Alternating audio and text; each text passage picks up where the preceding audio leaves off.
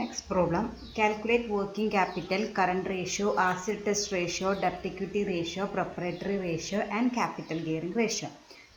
കുറച്ച് നേരത്തെ സ്ലൈഡിൽ ചെയ്തോണം തന്നെ കുറച്ച് ലിക്വിഡ് അസറ്റും കണ്ടുപിടിക്കാൻ പറഞ്ഞിട്ടുണ്ട്, ലിക്വിഡ് റേഷ്യോസും കണ്ടുപിടിക്കാൻ പറഞ്ഞിട്ടുണ്ട്, ദെൻ സോൾവൻസി റേഷ്യോസും കണ്ടുപിടിക്കാണ്ട് പറഞ്ഞിട്ടുണ്ട്. അതിന് നമുക്ക് വന്നിരിക്കുന്ന ഡീറ്റെയിൽസ് ഒരു ബാലൻസ് ഷീറ്റാണ്. അപ്പോൾ അത് വെച്ചിട്ട് നമുക്ക് വേഗം റേഷ്യോസ് കണ്ടുപിടിക്കാൻ തുടങ്ങാം. ഫസ്റ്റ് നമ്മളോട് കണ്ടുപിടിക്കാൻ പറഞ്ഞേക്കുന്നത് വർക്കിംഗ് ക്യാപിറ്റൽ ആണ്. വർക്കിംഗ് ക്യാപിറ്റൽ കണ്ടുപിടിക്കാനുള്ള ഇക്വേഷൻ എന്താണ്? Current asset minus current liability. നമുക്ക് ആദ്യം അപ്പോൾ ഇതിന് എന്ത് കണ്ടുപിടിക്കണം? കറണ്ട് അസറ്റ്സ് കണ്ടുപിടിക്കണം. ബാലൻസ് ഷീറ്റ് തന്നിട്ടുണ്ട്. അതിൻ്റെ ലയബിലിറ്റി സൈഡിൽ വരുന്ന കറണ്ട് അസറ്റിൽ നോക്കുക. സ്റ്റോക്ക് വരും, പ്രീപെയ്ഡ് എക്സ്പെൻസസ് വരും, ഡെപ്റ്റേഴ്സ് വരും, ക്യാഷ് ഇൻ ഹാൻഡ് വരും. അതൊക്കെ കൂടി കൂട്ടുമ്പോൾ നമുക്ക് എത്ര കിട്ടും? 60,000 ആണ് നമുക്ക് കറണ്ട് അസറ്റായിട്ട് കിട്ടുക. പിന്നെ നമ്മളടുത്ത് എന്ത് കണ്ടുപിടിക്കുക? കറണ്ട് ലയബിലിറ്റി കണ്ടുപിടിക്കുക. നേരത്തെ പോലെ തന്നെ ലയബിലിറ്റി സൈഡിലത്തെ കറണ്ട് ലയബിലിറ്റീസ് നോക്കുക. ഡിബഞ്ചേഴ്സ് വരെ ഒന്നും വരില്ല. അതിന് ശേഷം വരുന്ന ക്രെഡിറ്റേഴ്സ് വരും, ബാങ്ക് ഓവർ ഡ്രാഫ്റ്റ് വരും, പ്രപ്പോസ്ഡ് ഡിവിഡൻഡ് വരും, പ്രൊവിഷൻസ് ഫോർ ടാക്സ് വരും, ഔട്ട്സ്റ്റാൻഡിങ് ലയബിലിറ്റീസ് വരും. എല്ലാ പ്രൊവിഷൻസും പ്രപ്പോസ്ഡ് ഡിവിഡൻഡുകളും ഒക്കെ എന്തിനാണ്? കറണ്ട് ലയബിലിറ്റി ആണ്. അപ്പോൾ അതൊക്കെ കൂടി കൂട്ടുമ്പോൾ നമുക്ക് എത്ര കിട്ടും? 40,000 ആണ് എന്തായിട്ട് കിട്ടുക? കറണ്ട് ലയബിലിറ്റി ആയിട്ട് കിട്ടുക. അപ്പോൾ നമ്മൾ കറണ്ട് അസറ്റും കിട്ടി, കറണ്ട് ലയബിലിറ്റി കിട്ടി. അപ്പോൾ നമുക്ക് എന്ത് കണ്ടുപിടിക്കാം? ഇനി വർക്കിംഗ് ക്യാപിറ്റൽ കണ്ടുപിടിക്കാം. Equation current asset minus current liability. Current asset amount ആയ 60,000 നിന്ന് ലയബിലിറ്റി എമൗണ്ട് ആയ 40,000 കുറച്ചാൽ ബാക്കി നമുക്ക് എത്ര കിട്ടും? 20,000 ആണ് നമുക്ക് എന്തായിട്ട് വരിക? വർക്കിംഗ് ക്യാപിറ്റലായിട്ട് വരിക. അപ്പോൾ working capital is equal to 20,000. Then അടുത്ത രണ്ടാമത് നമ്മളോട് കണ്ടുപിടിക്കാൻ പറഞ്ഞേക്കുന്നത് കറണ്ട് റേഷ്യോ ആണ് കണ്ടുപിടിക്കാൻ പറഞ്ഞേക്കുന്നത്. ഇക്വേഷൻ എഴുതുക. Current ratio is equal to current asset divided by current liability. Current അസറ്റും കറണ്ട് ലയബിലിറ്റി നമ്മൾ ഓൾറെഡി നേരത്തെ കണ്ടുവച്ചിട്ടുണ്ട്. അപ്പോൾ നമുക്ക് ജസ്റ്റ് ഇക്വേഷനിൽ ഇട്ട് കൊടുത്താൽ മതി. 60,000 ഡിവൈഡഡ് ബൈ 40,000. അപ്പോൾ നമുക്ക് എത്ര കിട്ടി? 1.5 കിട്ടി. അപ്പോൾ current ratio is equal to 1.5:1. അടുത്ത മൂന്നാമത്തെ നമ്മളോട് കണ്ടുപിടിക്കാൻ പറഞ്ഞേക്കുന്നത് ആസിഡ് ടെസ്റ്റ് റേഷ്യോ ആണ്. അതായത് ക്യുക്ക് റേഷ്യോ ആണ്, ലിക്വിഡ് റേഷ്യോ ആണ് നമ്മളോട് കണ്ടുപിടിക്കാനായിട്ട് പറഞ്ഞിരിക്കുന്നത്. അതിൻ്റെ ഇക്വേഷൻ എഴുതാം. Liquid asset divided by current liability. അതിന് നമുക്ക് എന്ത് കണ്ടുപിടിക്കണം? ലിക്വിഡ് അസറ്റ് നമ്മൾ കണ്ടുപിടിക്കണം. എങ്ങനെ ലിക്വിഡ് അസറ്റ് കണ്ടുപിടിക്കുക? കറണ്ട് അസറ്റിൽ നിന്ന് സ്റ്റോക്കും പ്രീപെയ്ഡ് എക്സ്പെൻസസും ലെസ് ചെയ്യണം. രണ്ടുണ്ട്, സ്റ്റോക്കും ഉണ്ട്, പ്രീപെയ്ഡ് എക്സ്പെൻസസും ഉണ്ട് ഈ പ്രോബ്ലത്തിൽ. അപ്പോൾ അത് രണ്ടും കൂടി ലെസ് ചെയ്യാം. കറണ്ട് അസറ്റിൻ്റെ എമൗണ്ട് ആയ 60,000 നിന്ന് സ്റ്റോക്ക് എമൗണ്ട് 38,000 അതുപോലെ പ്രീപെയ്ഡ് എക്സ്പെൻസസ് എമൗണ്ട് 2,000 കൂടി ലെസ് ചെയ്യാം. ബാക്കി എത്രയുണ്ട്? 20,000 ഉണ്ട്. അതാണ് നമ്മുടെ ലിക്വിഡ് അസറ്റായിട്ട് വരിക. അത് ഇക്വേഷനിൽ സബ്സ്റ്റിറ്റ്യൂട്ട് ചെയ്യുക. 20,000 ഡിവൈഡഡ് ബൈ 40,000. അപ്പോൾ നമുക്ക് എത്ര കിട്ടും? 0.5 കിട്ടും. അപ്പോൾ നമ്മൾ തേർഡ് വൺ റേഷ്യോ കണ്ടുപിടിച്ചു. അതായത് acid test ratio is equal to 0.5:1. Next നമ്മളോട് കണ്ടുപിടിക്കാൻ പറഞ്ഞേക്കുന്നത് ഡെപ്റ്റ് ഇക്വിറ്റി റേഷ്യോ ആണ്. അത് സോൾവൻസി റേഷ്യോയിൽ വരുന്നതാണ്. ഡെപ്റ്റ് ഇക്വിറ്റി റേഷ്യോ നമ്മൾ കണ്ടുപിടിക്കണം.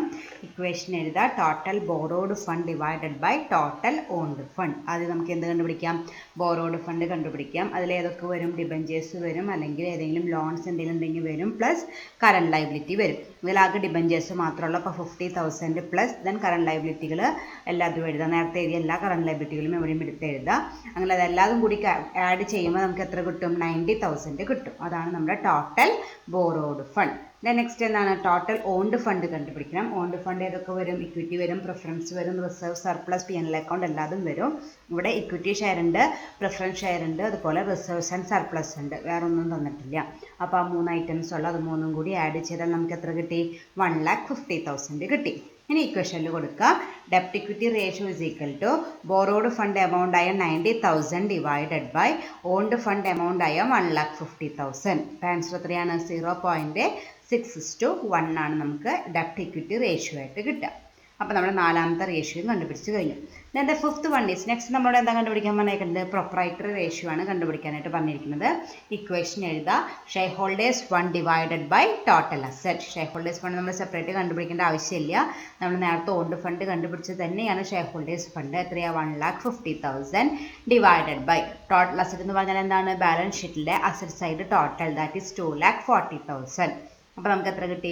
0.625 കിട്ടി. അപ്പോൾ proprietary ratio is equal to 0.625:1. Then last ഒരെണ്ണം കൂടിയുള്ള ഏതാണ്? Capital gearing ratio. അത് നമ്മളോട് കണ്ടുപിടിക്കാൻ പറഞ്ഞിട്ടുണ്ട്. ഇക്വേഷൻ എഴുതുക. Fixed income bearing securities divided by equity share holders fund. അതിൽ ഫിക്സഡ് ഇൻകം ബെയറിംഗ് സെക്യൂരിറ്റീസ് ഏതൊക്കെയാണ്? രണ്ടെണ്ണമാണ് തന്നിരിക്കുന്നത്. പ്രിഫറൻസ് ഷെയറും തന്നിട്ടുണ്ട്, ഡിബഞ്ചേഴ്സും തന്നിട്ടുണ്ട്. അത് രണ്ടും കൂടി ആഡ് ചെയ്യാം. അതിന് മാത്രമേ ഫിക്സഡ് ഇൻകം ഇൻട്രസ്റ്റും ഡിവിഡൻറ്റും കൊടുക്കേണ്ട ആവശ്യമുള്ളൂ. ആഡ് ചെയ്യുമ്പോൾ നമുക്ക് എത്ര കിട്ടി? 80,000 കിട്ടി. അടുത്ത് എന്താണ്? ഇക്വിറ്റി ഷെയർ ഹോൾഡേഴ്സ് ഫണ്ടാണ്. അതിലേത് പാടില്ല? പ്രിഫറൻസ് ഷെയർ പാടില്ല. അപ്പോൾ ആകെ വരുന്ന 2 ഐറ്റം ഇക്വിറ്റി ഷെയറും റിസർവ്സ് ആൻഡ് സർപ്ലസുമാണ്. അത് രണ്ടും കൂടി ആഡ് ചെയ്യുമ്പോൾ നമുക്ക് 1,20,000 കിട്ടി. ഇക്വേഷനിൽ കൊടുക്കുക capital gearing ratio is equal to fixed income bearing securities amount ആയ 80,000 divided by equity share holders fund amount ആയ 1,20,000. അപ്പോൾ എത്ര വരും? 0.67 വരും. അപ്പോൾ അതാണ് ക്യാപിറ്റൽ ഗിയറിംഗ് റേഷ്യോ 0.67:1. അപ്പോൾ നമ്മുടെ പ്രോബ്ലത്തിലുള്ള 6 റേഷ്യോസും നമ്മൾ കണ്ടുപിടിച്ചു. ഇത് നിങ്ങൾക്ക് റിപ്പീറ്റേഷനായിട്ട് തോന്നുന്നുണ്ടെങ്കിൽ അത് നമ്മളിങ്ങനെ ചെയ്താലാണ് നമുക്ക് ഇനി ഇന്നത്തെ ക്ലാസ്സോട് കൂടി നമ്മുടെ ഇത് കഴിഞ്ഞു. ഇനി നാളെ തൊട്ട് നമ്മൾ ചെയ്യാൻ പോണത് ഞാൻ ഏതോ ഒരു ക്ലാസ്സിൽ പറഞ്ഞിട്ടുണ്ടായിരുന്നു, നമുക്ക് കുറച്ച് റേഷ്യോസിൻ്റെ ഡീറ്റെയിൽസ് തന്നിട്ട് നമ്മളോട് ബാലൻസ് ഷീറ്റ് പ്രിപ്പയർ ചെയ്യാൻ പറയും. അപ്പം നമുക്ക് ഏത് റേഷ്യോ ഏതൊക്കെ കമ്പോണൻസ് ആണ് അല്ലെങ്കിൽ ബാലൻസ് ഷീറ്റിൽ ഏതൊക്കെ ഐറ്റംസ് ആണ് ഈ റേഷ്യോസ് വെച്ച് കണ്ടുപിടിക്കാൻ പറ്റുക എന്നുള്ളത് പെട്ടെന്ന് നമുക്ക് ചെയ്യാൻ പറ്റുന്നത് എസ്സയ്ക്ക് വരുന്ന ചോദ്യമാണ്. അത് നമുക്ക് ഒരു അരമണിക്കൂറിനുള്ളിൽ വർക്കൗട്ട് ചെയ്ത് തീർക്കണമെങ്കിൽ നമുക്ക് റേഷ്യോസിനെ കുറിച്ച് റേഷ്യോസ് വർക്കൗട്ട് ചെയ്ത് കുറച്ച് സ്പീഡ് വന്നാലേ നമുക്ക് ആ ബാലൻസ് ഷീറ്റ് പ്രിപ്പറേഷൻ എളുപ്പമാവുള്ളൂ. ഇതിനാണ് ഇത്രയ്ക്ക് അധികം പ്രോബ്ലംസ് ഞാൻ വർക്കൗട്ട് ചെയ്യിപ്പിക്കുന്നത്. അപ്പോൾ ബോറടിച്ചിട്ട് കാര്യമില്ല. അത് നേരത്തെ ചെയ്ത പോലെ വലിയ വ്യത്യാസങ്ങളൊന്നും ഇല്ലാത്ത പ്രോബ്ലംസ് തന്നെയാണ് ഞാൻ പിന്നെയും ചെയ്യിപ്പിക്കുന്നത്. അതിന് റീസൺ ഇതാണ്, നിങ്ങൾക്ക് മനസ്സിൽ ഇക്വേഷൻസ് ഉണ്ടായിരിക്കണം. എന്നാലാണ് നമുക്ക് നാളത്തെ ക്ലാസ് തൊട്ട് ഈ ബാലൻസ് ഷീറ്റ് പ്രിപ്പറേഷൻ ഈസി ആയിട്ട് മുന്നോട്ട് കൊണ്ടുപോകാനായിട്ട് പറ്റുള്ളൂ. അപ്പോൾ കുറച്ചും കൂടി പ്രോബ്ലംസ് ഉണ്ട്, അതും കൂടി നമുക്ക് വർക്കൗട്ട് ചെയ്യാം. Next question, calculate current ratio, quick ratio, ഡെപ്റ്റ് equity ratio, proprietary ratio and capital gearing ratio. നമ്മൾ നേരത്തെ ചെയ്ത അതിനേക്കാൾ വലിയ വ്യത്യാസമൊന്നുമില്ലാത്തൊരു പ്രോബ്ലമാണ്. നേരത്തെ പോലെ തന്നെ എന്ത് തന്നിരിക്കുന്നുണ്ട്? ബാലൻസ് ഷീറ്റ് തന്നിട്ടുണ്ട്. അപ്പോൾ അതനുസരിച്ച് നമുക്ക് അതിൽ വർക്കിംഗ് ക്യാപിറ്റൽ കണ്ടുപിടിക്കേണ്ട ആവശ്യമില്ല. ബാക്കി 5 റേഷ്യോസ് നമുക്ക് കണ്ടുപിടിക്കണം. അപ്പോൾ നമുക്ക് ആ ബാലൻസ് ഷീറ്റ് ഒന്ന് എഴുതിയെടുക്കുക. നമുക്ക് അത് കഴിഞ്ഞിട്ട് ആൻസർ ചെയ്യാൻ തുടങ്ങും. ആദ്യം നമ്മളോട് കറണ്ട് റേഷ്യോ കണ്ടുപിടിക്കാൻ പറഞ്ഞിരിക്കുന്നു. ഇക്വേഷൻ എഴുതുക, current asset divided by current liability. Current asset ഏതൊക്കെയാണ് നമ്മുടെ ക്വസ്റ്റ്യനിൽ നോക്കുക. അതിലത്തെ കറണ്ട് അസറ്റുകൾ എടുത്ത് എഴുതുക. കറണ്ട് അസറ്റുകൾ വരുന്നത് സ്റ്റോക്ക് വരും, ഡെപ്റ്റേഴ്സ് വരും, ക്യാഷ് വരും. അത്രയ്ക്ക് 3 ഐറ്റംസ് ആണ് വരിക. അത് ആഡ് ചെയ്യുമ്പോൾ നമുക്ക് 2,40,000 കിട്ടും. ദെൻ കറണ്ട് ലൈബിലിറ്റികൾ നോക്കുക. ഏതൊക്കെയാണ്? ക്രെഡിറ്റേഴ്സും ബിൽസ് പേയബിളും ആകെ 2 ഉള്ളൂ. അപ്പോൾ അത് രണ്ടും കൂടി ആഡ് ചെയ്ത് നമുക്ക് എത്ര കിട്ടി? 1,30,000 കിട്ടി. then ഈക്വേഷനിൽ കൊടുക്കുക 2,40,000 divided by 1,30,000 that is equal to 1.85, അതായത് 1.846 ആണ് കിട്ടുക. റൗണ്ട് ചെയ്തിട്ട് 1.85:1 ആണ് നമുക്ക് ആൻസർ വരിക. ദെൻ രണ്ടാമത്തെ എന്താണ്? ക്വിക്ക് റേഷ്യോ കണ്ടുപിടിക്കാനുള്ള ഇക്വേഷൻ ആണ് എഴുതുക liquid asset divided by current liability. Liquid asset കണ്ടുപിടിക്കുക. കറണ്ട് അസറ്റിൽ നിന്ന് സ്റ്റോക്കും പ്രീപെയ്ഡ് എക്സ്പെൻസസും ലെസ് ചെയ്യണം. ക്വസ്റ്റ്യനിലാകെ സ്റ്റോക്ക് മാത്രമുള്ള, അപ്പോൾ അത് മാത്രം ലെസ് ചെയ്താൽ മതി. 2,40,000 നേരത്തെ കണ്ടുവച്ച കറണ്ട് അസറ്റ് എമൗണ്ട് ആയ 2,40,000 നിന്ന് സ്റ്റോക്കിൻ്റെ എമൗണ്ട് ആയ 80,000 ലെസ് ചെയ്യുക. അപ്പോൾ നമുക്ക് എത്ര കിട്ടി? 1,60,000 കിട്ടി. ദെൻ ഈക്വേഷനിൽ കൊടുക്കുക liquid asset amount 1,60,000 divided by current liability 1,30,000. അപ്പോൾ നമുക്ക് എത്ര കിട്ടി?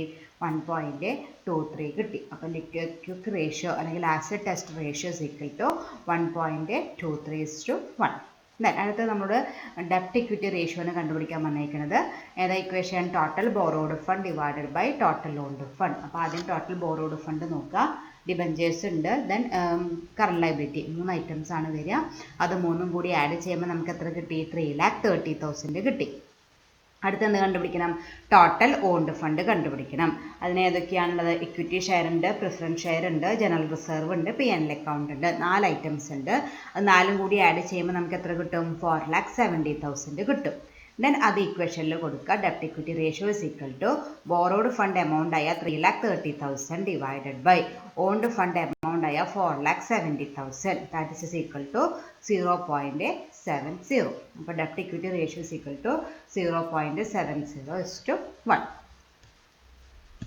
അടുത്തത് നമ്മളോട് കണ്ടുപിടിക്കാനുള്ളത് പ്രൊപ്രൈറ്ററി റേഷ്യോ ആണ്. ഇക്വേഷൻ എഴുതുക. Share holders fund divided by total asset. Share holders fund എത്രയാണ്? നമ്മൾ നേരത്തെ കണ്ടുവച്ചിട്ടുണ്ട്. ഓൺഡ് ഫണ്ട് തന്നെയാണ് share holders fund 4,70,000. Divided by total asset സൈഡിലത്തെ ടോട്ടൽ എഴുതുക 8 lakhs 4,70,000 divided by 8 lakhs is equal to 0.59. Round ചെയ്താണ് ആൻസർ ശരിക്കും 0.5875 ആണ് കിട്ടുക. അത് റൗണ്ട് ചെയ്തിട്ട് 0.59:1 എഴുതി. ദെൻ ലാസ്റ്റ് നമ്മൾ കണ്ടുപിടിക്കാൻ പറഞ്ഞേക്കുന്നത് ക്യാപിറ്റൽ ഗിയറിംഗ് റേഷ്യോ ആണ്. ഇക്വേഷൻ എഴുതുക. Fixed income bearing securities divided by equity share holders fund. അതിലേതും എന്ത് കണ്ടുപിടിക്കണം? ഫിക്സഡ് ഇൻകം ബെയറിംഗ് സെക്യൂരിറ്റീസ് കണ്ടുപിടിക്കുക. നേരത്തെ പ്രോബ്ലത്തിലെ പോലെ തന്നെ രണ്ടെണ്ണമുള്ള പ്രിഫറൻസും ഡിബഞ്ചറും അത് രണ്ടും കൂടി ആഡ് ചെയ്താൽ നമുക്ക് 3 lakhs കിട്ടും. Then equity share holders fund, ഇതിൽ പ്രിഫറൻസ് ഒഴിവാക്കുക, അല്ലാണ്ട് തന്നെ 3 ഉണ്ട്. ഇക്വിറ്റി ഉണ്ട്, റിസർവ് ഉണ്ട്, P&L അക്കൗണ്ട് ഉണ്ട്. അത് 3 കൂടി ആഡ് ചെയ്താൽ നമുക്ക് എത്ര കിട്ടി? 3,70,000 കിട്ടി. ദെൻ ഈക്വേഷനിൽ കൊടുക്കുക. Capital gearing ratio is equal to 3 lakh divided by 3,70,000. അപ്പോൾ എത്ര ആൻസർ കിട്ടുക? 0.81:1 ആണ് നമുക്ക് ക്യാപിറ്റൽ ഗിയറിംഗ് റേഷ്യോ ആയിട്ട് വരിക. അപ്പോൾ നമ്മുടെ 5 റേഷ്യോസ് നമ്മൾ കണ്ടുപിടിച്ചു. Okay, next question. Calculate value of opening stock and closing stock. നമുക്ക് ഓപ്പണിംഗ് സ്റ്റോക്കിൻ്റെയും ക്ലോസിംഗ് സ്റ്റോക്കിൻ്റെയും വാല്യൂസ് ആണ് കണ്ടുപിടിക്കാനായിട്ട് പറഞ്ഞിരിക്കുന്നത്. ക്വസ്റ്റ്യനിൽ ഓപ്പണിംഗ് ഡെപ്റ്റേഴ്സ് തന്നിട്ടുണ്ട്, ക്ലോസിംഗ് ഡെപ്റ്റേഴ്സ് തന്നിട്ടുണ്ട്, ഓപ്പണിംഗ് ബിൽസ് റിസീവബിൾ തന്നിട്ടുണ്ട്, ക്ലോസിംഗ് ബിൽസ് റിസീവബിൾ തന്നിട്ടുണ്ട്, credit allowed to debtors that is debtors velocity തന്നിട്ടുണ്ട്, ഗ്രോസ് പ്രോഫിറ്റ് എന്ന് പറയുന്നത് 20% ഓൺ കോസ്റ്റ് ആണ് തന്നിട്ടുണ്ട്, STR തന്നിട്ടുണ്ട്.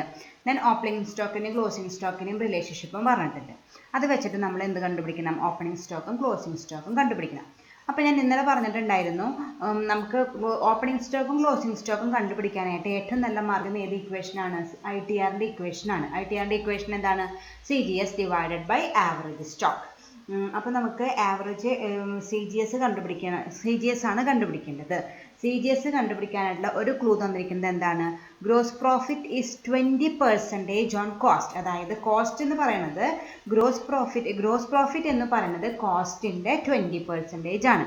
പക്ഷെ നമ്മുടെ കയ്യിൽ ഗ്രോസ് പ്രോഫിറ്റും ഇല്ല, അതുപോലെ നമ്മുടെ കയ്യിൽ കോസ്റ്റും ഇല്ല. അപ്പോൾ അതൊന്നും നമുക്ക് കണ്ടുപിടിക്കാനായിട്ട് പറ്റില്ല. അപ്പോൾ നമ്മൾ അടുത്ത മാർഗ്ഗം നോക്കുക. ഒരു ഡെപ്റ്റേഴ്സ് വെലോസിറ്റി കിട്ടി തന്നിട്ടുണ്ട്. ഡെപ്റ്റേഴ്സ് വെലോസിറ്റി അല്ലെങ്കിൽ DTRൽ നിന്ന് നമുക്ക് എന്ത് കണ്ടുപിടിക്കാം? സെയിൽസ് കണ്ടുപിടിക്കാം. ആ സെയിൽസിൽ നിന്ന് നമുക്ക് CGS കണ്ടുപിടിക്കാനുള്ള ഒരു മാർഗം അവിടെ എങ്ങനെയാണ് ഉണ്ടാവും. അപ്പോൾ ഡെപ്റ്റേഴ്സ് വെലോസിറ്റിയോട് തന്നിരിക്കുന്നത് നമുക്ക് ആൻസർ നമുക്ക് ആവശ്യമുള്ള ഇക്വേഷൻ ഏതാണ്? ITR കണ്ടുപിടിക്കാനുള്ള ഇക്വേഷൻ വെച്ചിട്ട് നമുക്ക് ആവറേജ് സ്റ്റോക്ക് കണ്ടുപിടിക്കാം. പക്ഷെ ITRൽ ഉപയോഗിക്കേണ്ട CGS എന്ന് പറഞ്ഞ എലമെന്റ് കണ്ടുപിടിക്കണമെങ്കിൽ നമുക്ക് എന്ത് ചെയ്യണം? നമ്മൾ സെയിൽസ് കണ്ടുപിടിച്ചാലാണ് നമുക്ക് പിന്നെയും സെയിൽസിൽ നിന്ന് നമുക്ക് CGS കണ്ടുപിടിക്കാനായിട്ട് പറ്റും. പക്ഷേ എന്താണ് ഇവിടെ CGSും സെയിൽസും കണ്ടുപിടിക്കാനായിട്ട് വേറൊരു ഇൻഫർമേഷനും ഇല്ല. അപ്പോൾ നമുക്ക് ആ ഡെപ്റ്റേഴ്സ് വെലോസിറ്റിയുടെ ഇക്വേഷൻ വെച്ചിട്ടാണ് നമ്മൾ പ്രോബ്ലം സ്റ്റാർട്ട് ചെയ്യേണ്ടത്. നിങ്ങളിപ്പോൾ ITRൻ്റെ ഇക്വേഷൻ ചെയ്തുകൊണ്ട് കുഴപ്പമില്ല. ഇപ്പോൾ ഇത്രയ്ക്കധികം പ്രോബ്ലംസ് ചെയ്തതുകൊണ്ടാണ് പിന്നെ ഞാനത് വീണ്ടും എഴുതിയിട്ട് ചെയ്യേണ്ട ആവശ്യമില്ല. അപ്പോൾ നമ്മൾ ക്വസ്റ്റ്യൻ വായിച്ച് നോക്കിയിട്ട് എവിടെ നിന്ന് സ്റ്റാർട്ട് ചെയ്യുന്നത് നോക്കുക.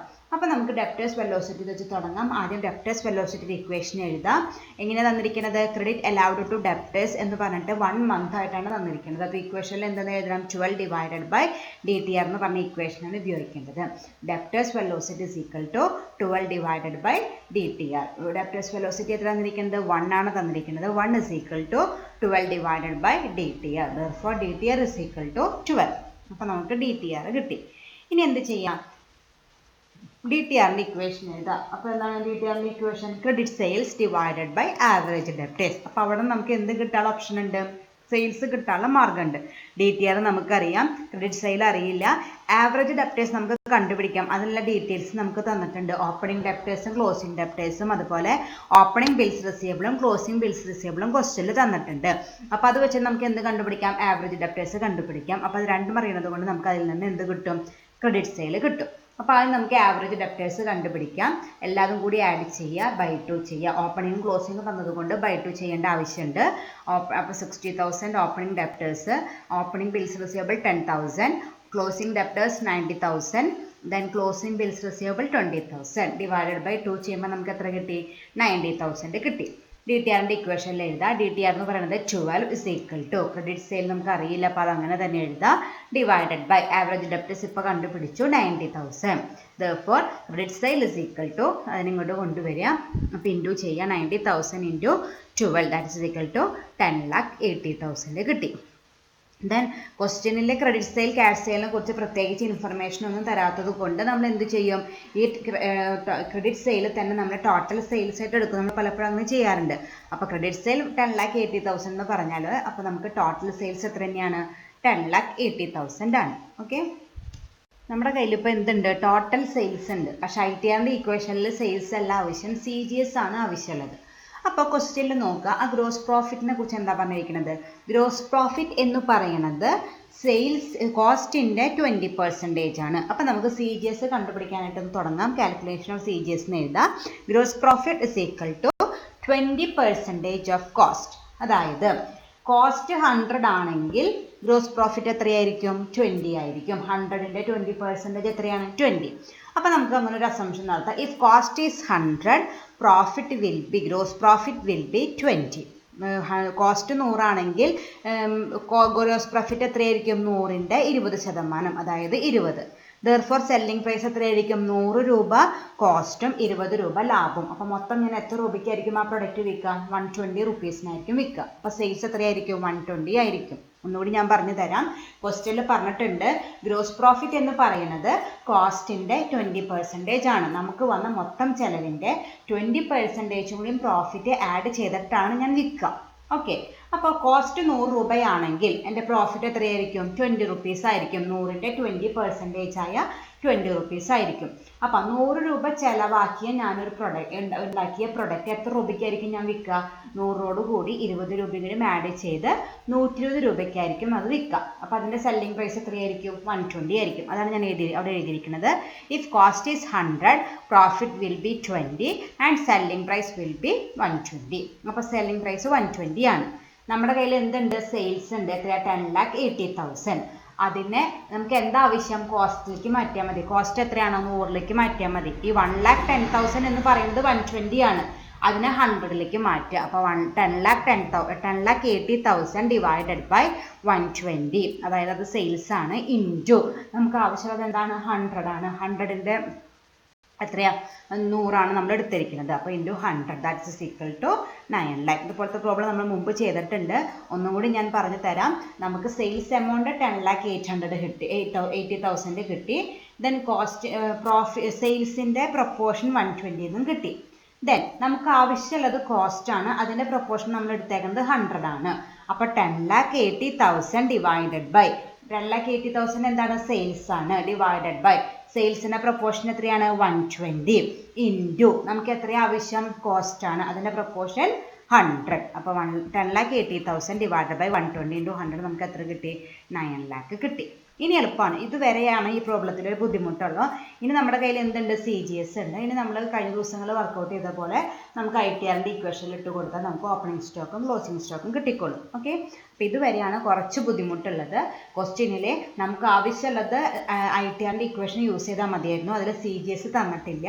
CGS കണ്ടുപിടിക്കാൻ ഒരു മാർഗ്ഗം ഇല്ലാത്തതുകൊണ്ട് നമ്മൾ ആദ്യം എന്ത് കണ്ടുപിടിച്ചു, വെലോസിറ്റി വെച്ച്, ഡെപ്റ്റേഴ്സ് വെലോസിറ്റി വെച്ച് സെയിൽസ് കണ്ടുപിടിച്ച് അത് കഴിഞ്ഞിട്ടാണ് നമ്മൾ CGS കണ്ടുപിടിച്ചത്. അങ്ങനെ നമ്മൾ CGS 9 lakh എന്ന് കണ്ടുപിടിച്ചു. ഇനി ITRന്റെ ഇക്വേഷൻ എഴുതാം. ITR is equal to CGS divided by average stock. ITR എത്രയാണ്, 10 is equal to CGS നമ്മളിപ്പോൾ കണ്ടുപിടിച്ചു, 9 lakh divided by average stock. Therefore, average stock is equal to 9 lakh divided by 10. എത്രയാണ്, 90,000 കിട്ടി. Then average stock in the equation എഴുതാം. Average stock is equal to opening stock plus closing stock divided by 2. ഇനി അതിൻ്റെ റിലേഷൻഷിപ്പിന് ഒരു clue തന്നിട്ടുണ്ട്. Opening stock X ആണെങ്കിൽ closing stock അതിനേക്കാൾ 10,000 കൂടുതലാണ്. Therefore, closing stock is equal to 10,000 plus x. Average stock എത്രയാണ്, 90,000 is equal to opening stock x ആയിട്ടാണ് നമ്മൾ എടുത്തിരിക്കുന്നത്, x plus closing stock 10,000 plus x by 2. നമ്മൾ ആവറേജ് സ്റ്റോക്കിൻ്റെ ഇക്വേഷനിൽ ഇട്ട് കൊടുത്തു ഓരോന്നായിട്ട്. അപ്പോൾ നമുക്ക് എന്ത് കിട്ടും, അതിൽ നിന്ന് നമുക്ക് എന്ത് കണ്ടുപിടിക്കാൻ പറ്റും, എക്സ് കണ്ടുപിടിക്കാനായിട്ട് പറ്റും. നമ്മൾ ബൈ 2 ഇങ്ങോട്ട് കൊണ്ടുവരിക. അപ്പോൾ 90,000 into 2 is equal to 2x ഉള്ളത് കൊണ്ട് 2x പ്ലസ് എക്സ്. ദെൻ ആ 10,000 അങ്ങോട്ട് കൊണ്ടുപോവുക. 90,000 into 2 1,80,000 minus 10,000 is equal to 2x. 2x is equal to 1,70,000. x is equal to 1,70,000 by 2. എത്ര കിട്ടും, 85,000 കിട്ടും. നമ്മൾ എക്സ് എന്തായിട്ട് എടുത്തേക്കുന്നത്, ഓപ്പണിംഗ് സ്റ്റോക്കാണ് എക്സ് ആയിട്ട് എടുത്തേക്കുന്നത്. അപ്പോൾ therefore opening stock is equal to 85,000. Then closing സ്റ്റോക്കിൻ്റെ ഇക്വേഷൻ എന്തായിരുന്നു 10,000 പ്ലസ് എക്സ് ആണ്. അപ്പോൾ 10,000 plus X 85,000 that is equal to 95,000. അപ്പോൾ നമ്മളോട് കണ്ടുപിടിക്കാൻ പറഞ്ഞിട്ടുള്ള ഓപ്പണിംഗ് സ്റ്റോക്കും ക്ലോസിംഗ് സ്റ്റോക്കും നമ്മൾ കണ്ടുപിടിച്ചു. Opening stock is equal to 85,000 and closing stock is equal to 95,000. Okay, ഒരു ഹോംവർക്ക് തരാം, ചെറിയൊരു ക്വസ്റ്റ്യൻ ആണ്. രണ്ട് കമ്പനിയുടെ ഡീറ്റെയിൽസ് തന്നിരിക്കുന്നു, ജെ ലിമിറ്റഡും എസ് ലിമിറ്റഡും. ആകെ 3 കണ്ടുപിടിച്ചാൽ മതി. കറണ്ട് റേഷ്യോ കണ്ടുപിടിക്കണം, ക്വിക്ക് റേഷ്യോ കണ്ടുപിടിക്കണം, ആവറേജ് പേയ്മെൻറ്റ് പീരീഡ് കണ്ടുപിടിക്കണം. ഓരോ കമ്പനിയുടെയും സെപ്പറേറ്റ് കണ്ടുപിടിക്കുക. ആദ്യം ജെ ലിമിറ്റഡിൻ്റെ കറണ്ട് റേഷ്യോ കണ്ടുപിടിക്കുക, കറണ്ട് അസറ്റും കറണ്ട് ലയബിലിറ്റിയും ഡിവൈഡ് ചെയ്യുക. ദെൻ അതിൽ നിന്നും നമുക്ക് ക്വിക്ക് റേഷ്യോ കണ്ടുപിടിക്കാം. ദെൻ ആവറേജ് പേയ്മെൻറ്റ് പീരീഡ്, അതായത് ആവറേജ് പേയ്മെൻറ്റ് പീരീഡ് എന്ന് പറഞ്ഞാൽ എന്തായിരിക്കും? പേയ്മെൻറ്റ് എന്ന് പറഞ്ഞാൽ നമ്മൾ കൊടുക്കാനുള്ളത്. അപ്പോൾ നമ്മുടെ ക്രെഡിറ്റേഴ്സ് വെലോസിറ്റിയാണ് നമ്മൾ കണ്ടുപിടിക്കേണ്ടതായിട്ടുള്ളത്. അപ്പോൾ അത് നമ്മൾ കണ്ടുപിടിക്കുക. ഡീറ്റെയിൽസും എല്ലാം, ക്രെഡിറ്റേഴ്സ് എമൗണ്ടും അതുപോലെ എല്ലാ ഡീറ്റെയിൽസും തന്നിട്ടുണ്ട്. പർച്ചേസസ് തന്നിട്ടുണ്ട്, ക്യാഷ് പർച്ചേസ് തന്നിട്ടുണ്ട്. നമുക്ക് വെലോസിറ്റി കണ്ടുപിടിക്കാനായിട്ട് CTRൻ്റെ ആവശ്യം ഉണ്ടാവും. പക്ഷേ CTRന് നമ്മൾ എന്ത് മാത്രം എടുത്താൽ മതി? ക്രെഡിറ്റ് പർച്ചേസ് എടുത്താൽ മതി. അപ്പോൾ ടോട്ടൽ പർച്ചേസിൽ നിന്ന് ക്യാഷ് പർച്ചേസ് ലെസ് ചെയ്താൽ നമുക്ക് എന്ത് കിട്ടും? ക്രെഡിറ്റ് പർച്ചേസ് കിട്ടും. അതാണ് ഉപയോഗിക്കേണ്ടതുള്ളൂ കേട്ടോ. അതായത് ആദ്യത്തെ കേസിൽ 1,86,000 നിന്ന് 6,000 ലെസ് ചെയ്ത് ബാക്കിയുള്ള 1,80,000 ആണ് എന്തായിട്ട് എടുക്കേണ്ടത്? ക്രെഡിറ്റ് പർച്ചേസ് ആയിട്ട് എടുക്കേണ്ടത്. അത് മാത്രമേ ഒരു പ്രത്യേകതയുള്ളൂ. ബാക്കിയൊക്കെ നമുക്ക് സാധാരണ ചെയ്യുന്ന പോലെ തന്നെയാണ്. കറണ്ട് അസറ്റുകളും കറണ്ട് ലയബിലിറ്റികളും തെറ്റിക്കാതെ എടുക്കുക. സ്റ്റോക്ക് മാത്രമുള്ള പ്രീപെയ്ഡ് എക്സ്പെൻസസ് തന്നിട്ടില്ല. ഓക്കെ, അപ്പോൾ അത് ഹോംവർക്കായിട്ട് ചെയ്യാം. Thank you.